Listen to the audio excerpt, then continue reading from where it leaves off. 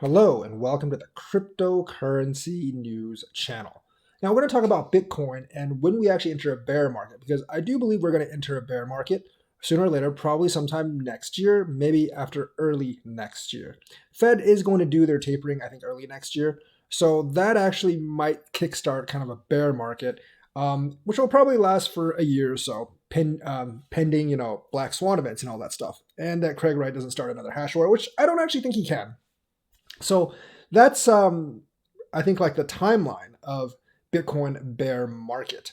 Now I'm going to be like selling out most of my assets before that happens, hopefully, and waiting for about 6 months to a year before buying back in because I think that's probably the best strategy there is. Usually takes about 6 months or a year to bottom out. Remember, without CSW's dumb hash war and without the COVID crash of March last year, you have to remember that BTC was the low for BTC was around $5,000 or so. Now with these Black Swan events, it became like 3,000 or so. So from 20,000 to 3,000, we lost roughly 85%. And there are many analysts saying that we won't lose quite as much. Even from 20,000 to 5,000, we lost something like 75%. And analysts are saying we're only maybe like 50% this time. I think like losing 50% is a pretty good bet because even in this like snapback retrace, we retraced from 65,000 to like 28,000, which is actually greater than 50% and bordering on 60%. So I think we'll lose that much in the bear market, but it'll last for a much longer period of time. Let's just use Bitcoin 100,000 as the top as a theoretical example because 100,000 is a nice round number and it makes math a lot easier. So essentially, if you lose 85% off of 100,000, you would be back at 15,000.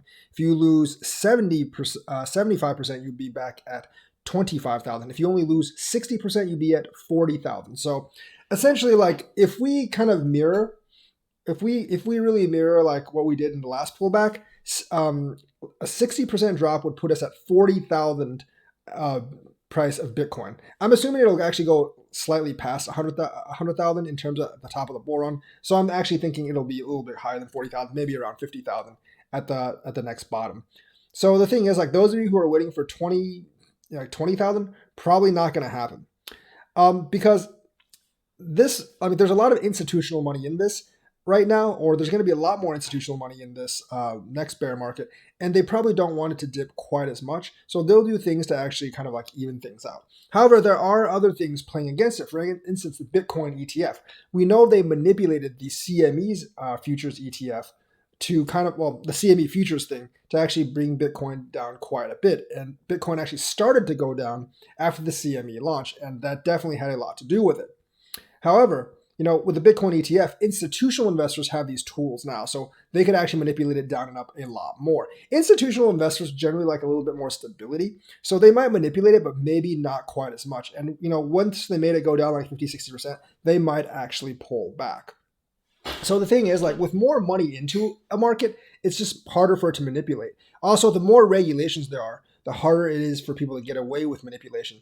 If the whales of Bitcoin are spread out a little bit more now, which I'm not really sure if they are compared to last time, then like they have to get more people in on the game. I'm sure there will still be a lot of manipulation, but it may not be as bad as last time. However, with the addition of futures, institutions could get in on the manipulation, and that could actually go for a greater drop. However, institutions probably don't want to run into trouble with regulations that much, so they might actually not do as much as we think. So the futures are actually a factor that could actually play into us dropping more than last time. But futures could also blow us up this time, and take us way, way above the all-time high. Now, if Bitcoin goes to like 300,000 or something, I think we will have like a catastrophic drop of like 80% or more because that's just way too high. But if Bitcoin only goes to like 130, 140, then maybe like 60% will be the drop. Remember, the higher you go, the harder you can drop. Because the higher you go, the more inflated money there is and the quicker it can cascade. Realistically, the higher you go, the less time, like you don't really have that much time to build support. And once like people start short selling or like those long start liquidating, we can crash straight down. Now, there are obviously black swan events that could actually happen, like last time with the hash war. But with all the China FUD out of the way right now, I don't think like there's going to be another hash war. The only thing I could see is the kind of like the economy like basically completely turning downward with the Fed tapering, and also like if they fail to raise the debt limit sometime in the future and we default, that would actually have a horrible effect, at least in the short term, on Bitcoin and all asset markets.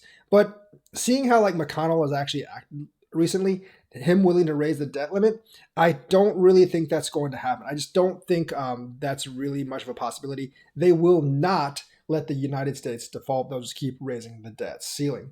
So that's kind of like where I'm at right now. I think like we'll probably drop around 60%. Maybe if we have another black swan event, something with the government or something with economic instability, I think we'll drop like, 75, 80%.